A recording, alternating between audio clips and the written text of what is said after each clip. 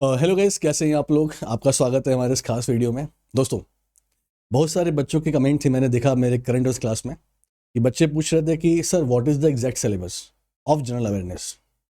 Comment में mention था कि सर हम आपको फॉलो करते हैं फॉर द करंट अफेयर्स, तो उसका हमें आइडिया है बहुत सारा, लेकिन जब हम बात करते हैं बैंकिंग अवेयरनेस का, फाइनेंशियल अवेयरनेस का और इवन स्ट्रैटेजी का, तो हमें एग्जैक्ट सिलेबस पता नहीं है। हालांकि दोस्तों मैंने इस पर वीडियो बनाई हुई है, लेकिन फिर भी आपकी डिमांड है तो मैंने अलग से वीडियो बना दी। भाई आपकी डिमांड होगी तो हमेशा मैं पूरी करूंगा दोस्तों। तो exact syllabus of the general awareness for the banking examination, तो क्या सिलेबस हो सकता है दोस्तों, हम इस पूरे वीडियो में आपसे पूरी बात करने वाले हैं। लेकिन साथ साथ में आपको समझना पड़ेगा कि आपके दो एग्जाम होते हैं, एक पीओ का और एक क्लरिकल का। तो आपके सिलेबस को ध्यान देना पड़ेगा कि पीओ में हमारा सिलेबस क्या होना चाहिए एंड फॉर द क्लरिकल हमारा सिलेबस क्या होना चाहिए। ये बहुत इंपॉर्टेंट दोस्तों है। देखिए गाइस, पहले मेरा समझिएगा, पहले गाइस आप सारे एग्जाम को समझिए, ठीक दोस्तों। अगर हम जीए की बात करते हैं तो हमको ये पता है दोस्तों, ये जीए जो हमारा है ये गाइस मेंस में आता है। अगर हम आरबीआई ग्रेड बी को छोड़ दें तो जीए हमारा मेंस में दोस्तों आता है। अगर हम आरबीआई ग्रेड बी छोड़ दें तो जीए हमारी मेंस में दोस्तों आती है, ठीक। अब बेटा एग्जाम कौन सा देखिए हमारा, तो एग्जाम हमारा है आरआरबी, पीओ, आरआरबी, क्लरिकल, ठीक दोस्तों। उसके बाद पीओ एंड आईबीएस क्लरिकल दोस्तों, ठीक है। तीसरा हमारा एग्जाम है दोस्तों, उसका नाम क्या है, state bank of India PO and state bank of India clerical. मैं और किसी एग्जाम में नहीं जा रहा हूं, बस इतने तीन एग्जाम की बात करना, ठीक है दोस्तों। ये 6 मोटिवेट एग्जाम में देने होते हैं दोस्तों। अगर हम जीए की बात करें तो पीओ गाइस यहाँ पे 40 क्वेश्चन आते हैं, 40 marks, 40 question 40 marks. SBI PO दोस्तों यहाँ आते हैं 50 क्वेश्चन, आपके 60 मार्क्स के दोस्तों, ठीक। तो 40 40 और 60 ही मैं मार्क्स की बात कर रहा हूं। क्वेश्चन 40 क्वेश्चन 40 क्वेश्चन 50 क्वेश्चन, ठीक है।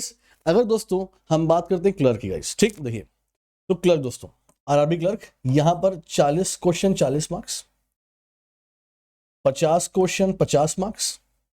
एसबीआई 50 क्वेश्चन 50 मार्क्स, ठीक है। तो दोस्तों पहले आपको समझना पड़ेगा कि आपके एग्जाम में जीए का वेटेज क्या होता है, ये आपके सामने है दोस्तों। अगर हम जीए वेटेज की बात करें, सबसे ज्यादा वेटेज है state bank of India PO में दोस्तों, जहां आपके मेंस में आते हैं 50 क्वेश्चन 60 मार्क्स के, जहां अगर क्लरिकल में आपके आते हैं 50 क्वेश्चन 50 मार्क्स के। उसके बाद दोस्तों अगर हम बात करते हैं आपके नेशनलाइज बैंक का, मतलब आईबीएस की सो, तो बेटा यहां पर पीओ में 40 क्वेश्चन आते हैं, लेकिन क्लरिकल में 50 क्वेश्चन 50 मार्क्स से आते हैं, 40 क्वेश्चन 40 मार्क्स के, ठीक है। इस देख लीजिए, तो यहां पर पहले आपको समझना पड़ेगा कि हमारी स्ट्रेटेजी क्या होनी चाहिए टू गेट गुड मार्क्स, ठीक दोस्तों। पे देख लिया। अब देखिए गाइस, अब एक बात आपसे मौका करेंगे, देखिए दोस्तों हम पूरा पीओ की बात करते हैं, ठीक है, और यहां दोस्तों हम बात करते हैं क्लरिकल की दोस्तों, ठीक। सो गाइस अगर हम बात करते हैं फॉर एग्जांपल बेटा पीओ की, तो 40 क्वेश्चन आरआरबी में, 40 क्वेश्चन आईपीएस में और 50 क्वेश्चन दोस्तों आते हैं आपके एसबीआई मेंस में दोस्तों। मार्क्स 40, मार्क्स 40 और मार्क्स 60, यानी कि इस state bank of India PO में अगर आपको क्वालिफाई करना है, क्योंकि यहां पर आपके सेक्शनल मार्क्स नहीं काउंट होते हैं, कट ऑफ काउंट नहीं होते हैं, इसीलिए गाइस क्या है कि आपको ये 60 मार्क्स काफी बड़ा दिखता है, नंबर दिखता है सेक्शन के लिए, ठीक है। क्लियर दोस्तों, RRB clerical 40 question 40 marks, IBS दोस्तों 50 question 50 marks, state bank of India 50 question 50 marks. हम क्लर्क दोस्तों बात कर रहे हैं, ठीक। तो गाइस एक बार पहले देख लीजिए, आप लोग समझ लीजिए हो दोस्तों, जब हम बेटा पीओ की बात करते हैं 40 क्वेश्चन 40 क्वेश्चन 50 क्वेश्चन दोस्तों। अगर दोस्तों हम बात करें बेटा पीओ की, तो यहां पे दोस्तों सबसे इंपॉर्टेंट जो आपका सेगमेंट बनता है वो बनता है करंट अफेयर्स का दोस्तों। पीओ के एग्जाम में स्टैटिक जैसे क्वेश्चन ना के बराबर आते हैं, ये बात जान लीजिए आप लोग। तो अगर आप पीओ एग्जाम की तैयारी कर रहे हैं दोस्तों, तो आप स्टैटिक जे को एक बार अवॉइड कर सकते हैं, एक बार। अगर आपको रिस्क नहीं लेना है तो आप पढ़ सकते हो, कोई दिक्कत नहीं है, मैं बाद में आपको सिलेबस बताऊंगा, बट पहले ये समझ लो गाइस। हाँ, तो स्टैटिक के एग्जाम में पिछले 2 सालों में अगर हम देखें तो पीओ लेवल एग्जाम में आपसे क्वेश्चन नहीं पूछे जाते, स्टैटिक जी की बात कर रहा हूं, ठीक है। अगर दोस्तों हम स्टैटिक जी दोस्तों बिल्कुल क्वेश्चन बिल्कुल आ ही नहीं रहा, इसमें एक एक क्वेश्चन आ रहा है तो आ रहा है, आ ही नहीं रहा दोस्तों। और गाइस अगर हम बात करते हैं बैंकिंग अवेयरनेस की, या फाइनेंशियल अवेयरनेस की दोस्तों, या फॉर इकोनॉमिक अवेयरनेस की दोस्तों। इकोनॉमिक अवेयरनेस जैसे नेशनल इनकम हो गया, आपका हो गया बजट हो गया, फॉरेन ट्रेड हो गया दोस्तों। तो ये हो, तो अगर बेटा पीओ की बात करें तो बेटा यहां से अभी क्वेश्चन बहुत कम आते हैं। अगर हम आरआरबी पीओ को दोस्तों लास्ट ईयर छोड़ दें, उसमें कुछ क्वेश्चन बेटा आ गए थे, वरना नहीं आते हैं इसमें, मतलब दो तीन क्वेश्चन आते रहते हैं। तो बैंकिंग फाइनेंशियल अवेयरनेस से आप मान के चले गाइस कि 2-3 क्वेश्चन बस पूछे जाते हैं। तो ये पहले समझ लो कि आपको कहां पर मेहनत करनी है। यानी गाइस सब समझ लो बेटा क्या कि अगर हम पीओ की बात करें गाइस तो 80 to 85% क्वेश्चन दोस्तों जो बेटा आएंगे केवल करंट अफेयर्स से आएंगे। हाँ, लेकिन एक बात है दोस्तों, आपके करंट अफेयर्स में जो बैंकिंग फाइनेंशियल करंट अफेयर्स है वो सबसे मेजर पोर्शन होता है दोस्तों। अगर आप रट्टा मारने वाले हैं तो ठीक है, रट्टा लगा तो लगा, नहीं लगा तो मार्क्स आ नहीं पाते। लेकिन अगर आप पढ़ने वाले गाइस है तो बैंकिंग फाइनेंशियल अवेयरनेस जब यहां पढ़ते हो ना बेटा, उसका फायदा आपको मिलता है करंट अफेयर्स में, आपके टर्म्स क्लियर हो जाते हैं। जैसे फॉर एग्जांपल दोस्तों लिबरलाइज रेमिटेंस स्कीम, अब इसके बारे में आपको पता होना चाहिए क्या है, कमर्शियल पेपर क्या होते हैं, डिबेंचर्स क्या होते हैं, बॉन्ड्स क्या होते हैं। अगर ये सब आप नहीं पढ़ेंगे दोस्तों, फॉर एग्जांपल बैंकिंग अवेयरनेस में, आप सीख नहीं पाओगे करंट अफेयर्स। तो बस कहने का बेटा मतलब क्या है कि अगर हम पीओ की बात करते हैं तो बैंकिंग फाइनेंशियल जो हमारा है अवेयरनेस है उससे क्वेश्चन कम आते हैं, लेकिन उस पर बेस पर जो सीए करंट अफेयर्स उस पर बेटा क्वेश्चन ज्यादा आते हैं। तो अगर आप पीओ की तैयारी कर रहे हैं दोस्तों तो स्टैटिक जी दोस्तों न के बराबर आता है, और बैंकिंग अवेयरनेस से 2-3 क्वेश्चन बनते हैं दोस्तों। लेकिन एक बात ये भी है, अगर आप पीओ का तैयारी कर रहे हैं, आपको एग्जाम देना दोस्तों, उसके बाद आपका इंटरव्यू होता है जहां पर आपको बैंकिंग फाइनेंशियल अवेयरनेस आना चाहिए। अगर आप बिल्कुल नए हैं, बिगिनर हैं दोस्तों, तो मैं आपको सजेस्ट करूंगा कि आप प्रॉपर अपना बैंकिंग फाइनेंशियल अवेयरनेस कंप्लीट कीजिए। अगर आप पुराने हैं, आपने जी कहीं पढ़ा नहीं है, आपको पास होना दोस्तों, तो आप ये रिस्क उठा सकते हैं कि आप करंट अफेयर्स पर मैक्सिमम फोकस करें, और जो मैं आगे सिलेबस बताऊंगा बैंकिंग अवेयरनेस का, आप सिर्फ वो पढ़ लें तो शायद आपके मार्क्स आ जाए दोस्तों। बट दोस्तों जब हम लोग बेटा बात करते हैं क्लरिकल की दोस्तों, हाँ क्लरिकल की, तो गाइस फिर देखो यहाँ पे अगर आप बेटा बात करेंगे आरआरबी क्लरिकल की, तो बेटा यहां पर आपके 40 क्वेश्चन आते हैं। तो बेटा यहां पर भी आपका पीओ का सेम सिलेबस फॉलो होता है दोस्तों, यानी करंट अफेयर से ज्यादा क्वेश्चन पूछे जाते हैं। स्टैटिक से बेटा एक भी क्वेश्चन नहीं आता है। हाँ, लेकिन एक बात और है दोस्तों, लास्ट ईयर ग्रामीण बैंक ने थोड़ा हैरान किया था, इसने बैंकिंग फाइनेंशियल अवेयरनेस यहां से गाइस क्वेश्चन बढ़ा दिए थे। लेकिन ये लास्ट टाइम दोस्तों मैंने अपना एग्जाम दिया था 2014 में दोस्तों, और 24 चल रहा है। मेरा अपना 10 साल का एक्सपीरियंस गाइस है। मैंने पहली बार देखा था कि पिछले साल 2023 में ग्रामीण बैंक के एग्जाम में बैंकिंग फाइनेंशियल अवेयरनेस थोड़ी आई थी, वरना नहीं आती दोस्तों। मैं इसीलिए बोल रहा हूं, देखो भाई सिंपल सी बात है, अगर आप बिगिनर हैं गाइस तो मैं फिर से बोल रहा हूं कि आपको अपना सिलेबस पूरा कंप्लीट करना है, एग्जाम का भरोसा नहीं है। अगर गाइस आप मेंस देने जा रहे हैं, टाइम नहीं है आपके पास, तो आप यहां पे जुआ खेल सकते हैं। अपना मैक्सिमम फोकस करंट अफेयर्स पे करके दोस्तों कुछ नंबर पा सकते हैं, बट ये जुआ गैम्बल होगा, ध्यान दीजिएगा दोस्तों। हाँ, लेकिन दोस्तों जब हम यहां बात करते हैं फॉर द आईबीपीएस क्लरिकल दोस्तों, तो बेटा यहां पर क्या है दोस्तों, यहां पर आपकी जीए 50 नंबर बेटा हो जाती है, और 50 क्वेश्चन दोस्तों। तो बेटा एग्जामिनर होते हैं तो उनको देना पड़ता है, उनको स्ट्रेटेजी देना पड़ता है, और बैंकिंग फाइनेंशियल देना पड़ता है दोस्तों। यानी कि अगर हम बात करते हैं नेशनलाइज बैंक की, मतलब आईबीएस क्लरिकल, तो बेटा यहां पर क्या है, यहां पर आपका बैंकिंग फाइनेंशियल अवेयरनेस और स्ट्रेटेजी आने की संभावनाएं बढ़ जाती है दोस्तों। सेम आपका state bank of India clerical, same दोस्तों। बेटा यहां पर भी आपका बैंकिंग अवेयरनेस, फाइनेंशियल अवेयरनेस और आपका स्ट्रेटेजी दोस्तों यहां पर आने की बढ़ जाती है दोस्तों। यहां ये क्या है, ये आपका बेटा आरआरबी क्लरिकल की बात हम कर रहे हैं। तो पहले एक बात समझ लो आपका सिलेबस कैसे बनता है, तो यहां से आपको मोटा मोटा आइडिया लग गया होगा दोस्तों। ठीक है, आगे बढ़ते हैं।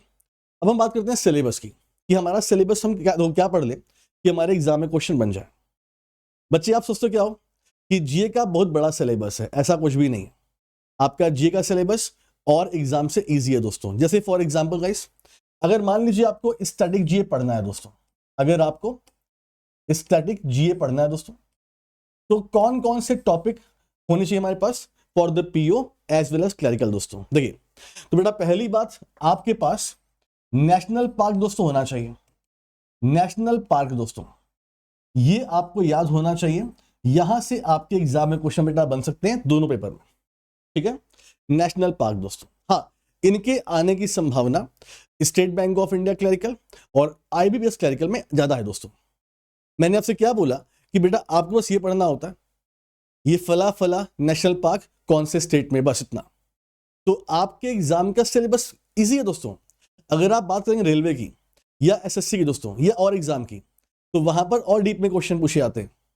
जैसे काजीरंगा नेशनल पार्क जो है, यहाँ का फेमस एनिमल कौन सा है, या कितनी बाउंड्रीज की हैं, कितने हेक्टेयर में बाउंड्री है, कितने स्टेट में बाउंड्रीज हैं। तो ऐसे क्वेश्चन बेटा आपके बैंक एग्जाम में नहीं आते हैं।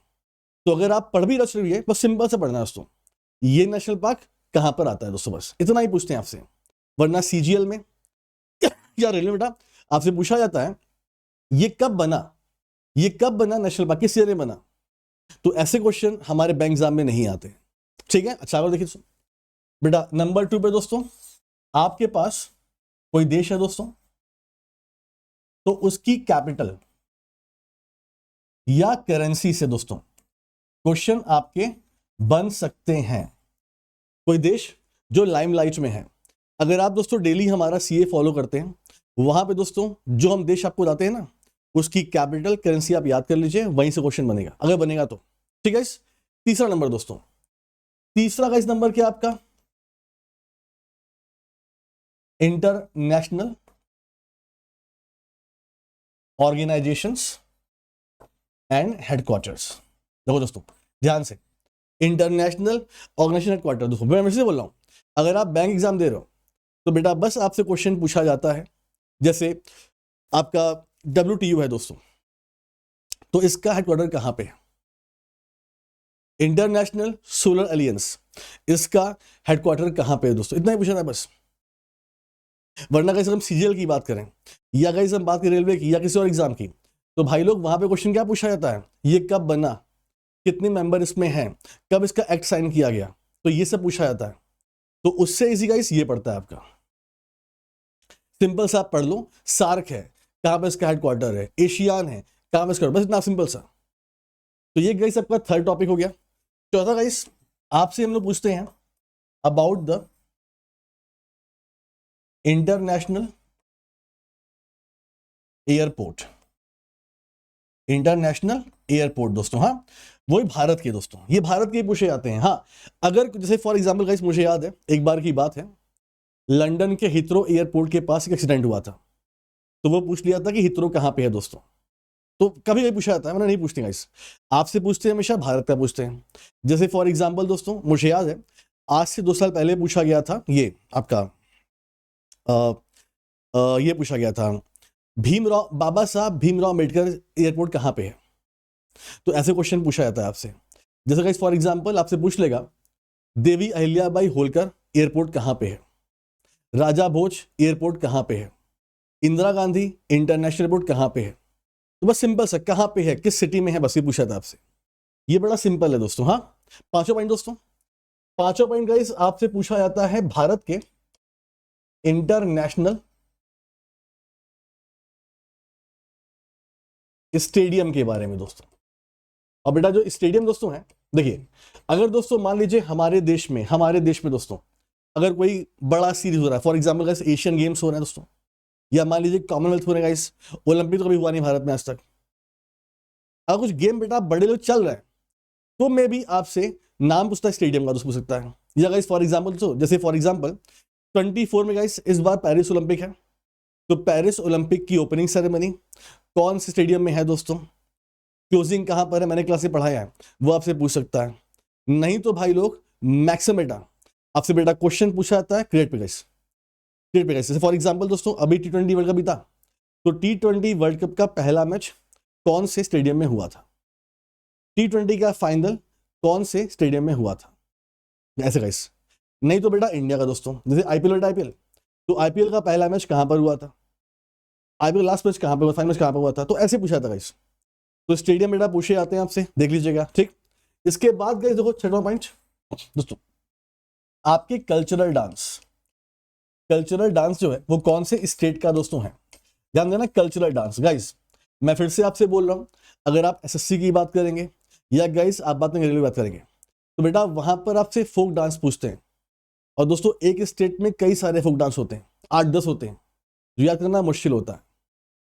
दोस्तों कल्चरल डांस एक राज्य में एक या दो ही होता है, जैसे for example guys Moni Attam कहाँ का डांस है, कथकली कहाँ का डांस है, कथक कहाँ का डांस है, सतरिया कहाँ का डांस है। तो बेटा ये सब कल्चरल डांस है दोस्तों, बड़े कम है ये सब, ये सब आराम से आप याद कर सकते हैं दोस्तों। भारतनाट्यम कहाँ का डांस है ना, ठीक है। तो ये बेटा 7वां पॉइंट क्या है दोस्तों, रिवॉल्यूशन।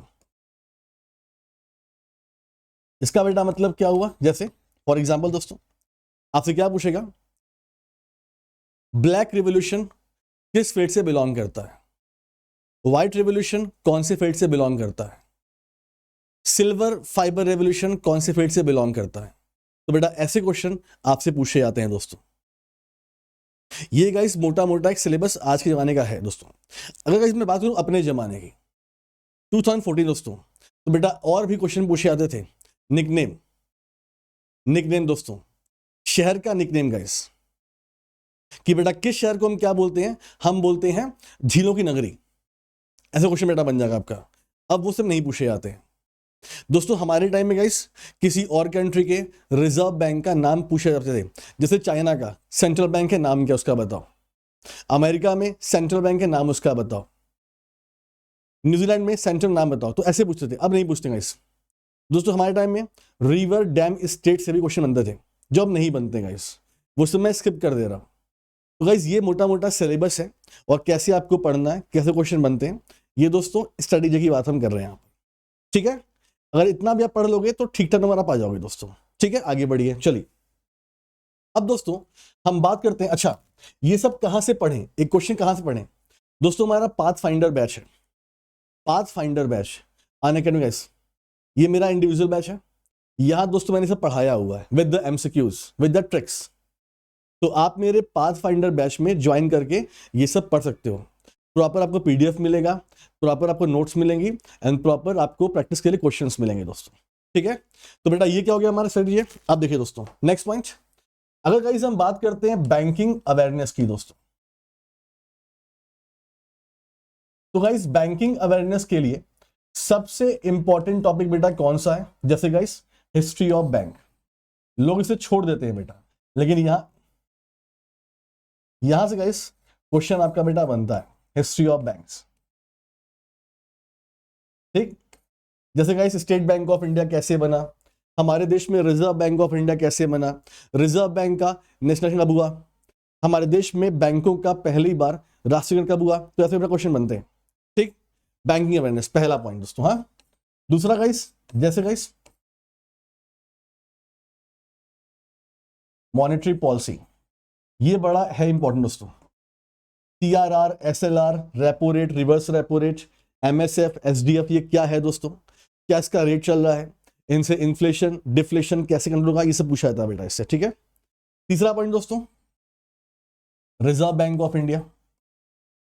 चौथा पॉइंट दोस्तों जैसे नॉन परफॉर्मिंग असेट क्या है दोस्तों। पांचवा पॉइंट दोस्तों जैसे फॉर एग्जांपल केवाईसी गाइडलाइंस, ठीक है, केवाईसी गाइडलाइंस। छठवां बेटा जैसे फॉर एग्जांपल दोस्तों आपके types of account, types of account का बेटा मतलब यहां पर ये बात हम नहीं कर रहे हैं करेंट अकाउंट, जैसे गाइस फॉर एग्जांपल दोस्तों डब्ल्यूएफसी अकाउंट क्या होता है, एनआरई अकाउंट क्या होता है, नॉस्ट्रो, वॉस्ट्रो, एफसीएनआर, जो नए टाइप के अकाउंट होते हैं वो सब पूछे जाते हैं दोस्तों, ठीक है। जैसे फॉर एग्जांपल दोस्तों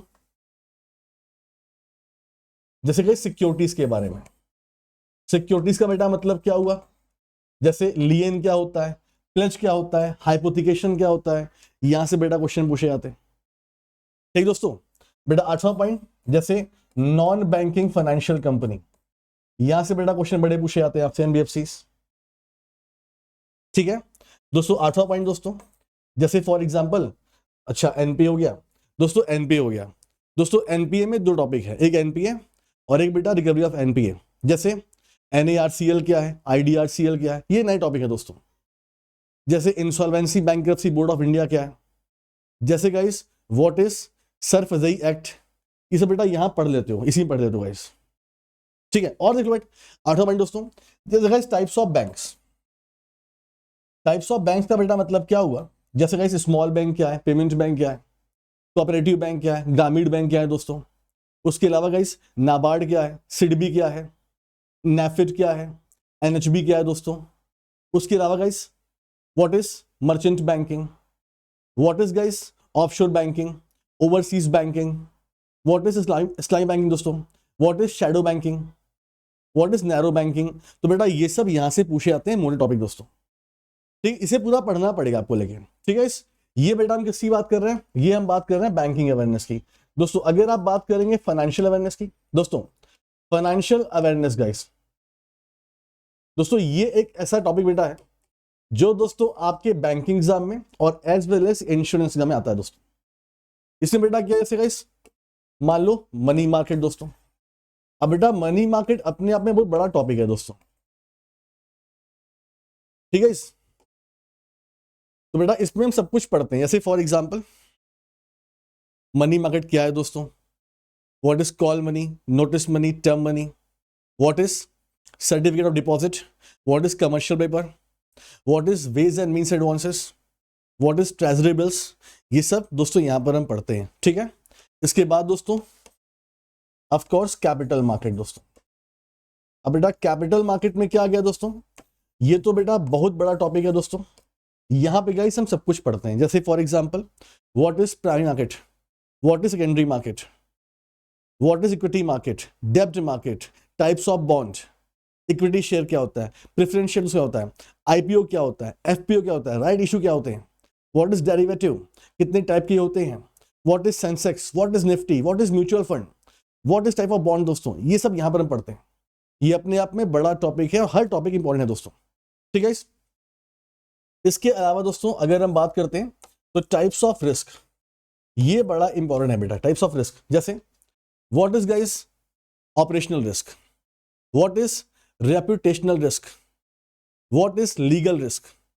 तो बेटा कुछ रिस्क हैं जो बैंक पर आते हैं, वो सब यहां पर हम पढ़ते हैं दोस्तों, ठीक है। आगे देखिए, और दोस्तों अगर हम बात करते हैं इकोनॉमिक अवेयरनेस, तो बेटा इकोनॉमिक अवेयरनेस की अगर हम बात करें तो बेसिकली बेटा यहां पर क्या होता है, यहां थोड़ा हम डीप में चले जाते हैं।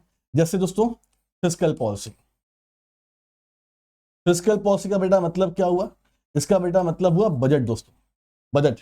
यहां से भी दोस्तों एग्जाम में क्वेश्चन बनते हैं, जैसे types of deficit, what is fiscal deficit, what is revenue deficit, what is contingency fund, what is economic survey report. तो बेटा ये सब यहां से बनता है, ठीक है। और देखिए फॉर एग्जांपल दोस्तों जैसे बेटा इन्फ्लेशन हो गया, अब बेटा इन्फ्लेशन में WPI पर CPI पर क्वेश्चन पूछे जाते हैं, ठीक है। जैसे फॉर एग्जांपल दोस्तों नेशनल इनकम, दोस्तों नेशनल इनकम का यहां से स्टेट बैंक ऑफ इंडिया में क्वेश्चन पूछा जाता है हमेशा दोस्तों। GDP क्या होती है, GNP क्या होता है, NNP MP क्या होता है, what is production method, what is income method. तो बेटा ये सब इसमें पूछा जाता है दोस्तों। इसके अलावा guys for example foreign trade, दोस्तों फॉरेन ट्रेड में जैसे गाइस फॉर एग्जांपल FDI क्या होता है, FPI क्या होता है दोस्तों, what is balance of payment, what is current account, what is devaluation, what is depreciation currency. ये सब बेटा से पूछते हैं। What is the limit of FDI, हमारे देश में कौन से एरियाज है जहां पे FDI अलाउड नहीं है, ये सब डीप में बेटा पढ़ना पड़ता है। तो अगर आप मुझसे पूछ रहे हैं कि सर इंपॉर्टेंट सिलेबस, तो यही है। मैंने इसमें से बहुत सारे सिलेबस नहीं लिखवाए आपको दोस्तों, जहां से एग्जाम में क्वेश्चन देखने को मिले हैं मैं आपको वो सब यहां पे दिखा रहा हूं दोस्तों, ठीक है। अगर आपको जानना है दोस्तों कि what is the exact syllabus of current affairs, मैंने उसकी वीडियो अलग से बनाई हुई है हमारे सेम चैनल पे, वहां से बेटा आप करंट अफेयर्स का डीप में दोस्तों एनालिसिस कर सकते हैं, कैसे क्वेश्चन बनते हैं, कहां से क्वेश्चन बनते हैं दोस्तों। तो आपका कमेंट था गाइस, तो मैंने आपको वीडियो दिखा दिया। मे भी गाइस आपको वीडियो अच्छी लगी हमारी। अगर आप दोस्तों हमारा प्रयास आपको अच्छा लगता है तो प्लीज गाइस हमें आप फॉलो कीजिए। और दोस्तों अनअकैडमी पर मेरा एक बैच है पाथ फाइंडर, अगर बेटा आप उस बैच को लेते हो तो उसमें insurance awareness, static awareness, banking awareness और as well as current affairs हम पढ़ा रहे हैं बेटा आपको, ठीक है, ध्यान दीजिएगा। चलिए सो गाइस यहाँ पर हम इस वीडियो खत्म करते हैं और आई होप दोस्तों कि आप वीडियो को लाइक कर देंगे। थैंक यू सो मच, अपना ख्याल रखिए दोस्तों, मिलते हैं आपसे नेक्स्ट वीडियो में। Thank you so much.